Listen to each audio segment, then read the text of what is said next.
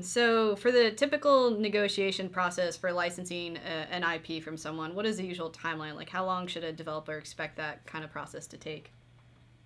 Well, over the years I've done a fair amount of licensing of IP from film studios and from literary rights to do everything from mostly in the board games and the role playing game arenas, and the uh, the process there can be anywhere from as short as a month or two to as long as like a decade.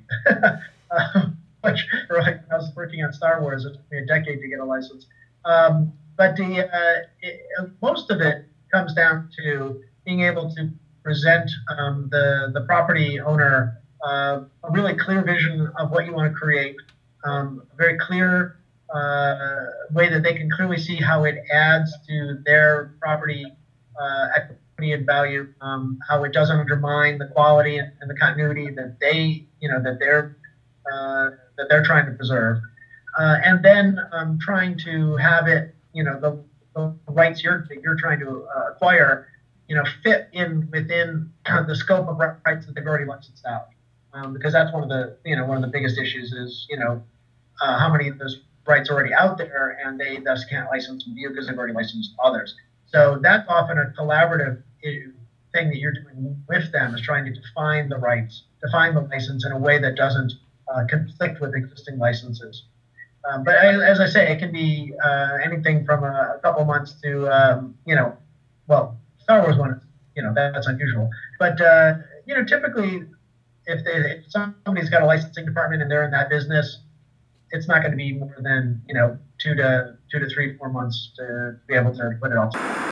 So what was the process like for you in licensing back Shadowrun to make Shadowrun 2 on the Kickstarter? How was it dealing with Microsoft?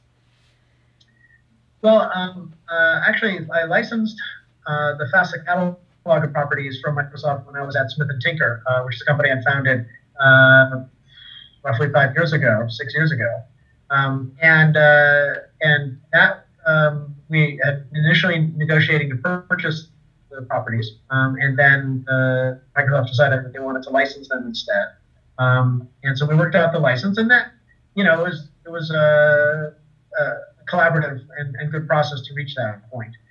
There were constraints on the license that they placed, because of wanting to maintain their competitive advantage on Xbox versus other consoles and things. And those then actually caused me to have some problems in terms of trying to find other publishers to get involved. So it turned out that I wasn't able to exploit, and develop the properties as much as I wanted to, based upon those restrictions.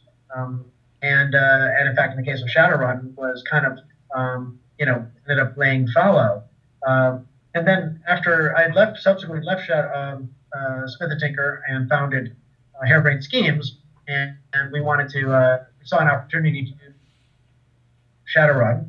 So I ended up sub-licensing it from Smith and Tinker, who had the license from Microsoft. So it indeed was a little convoluted.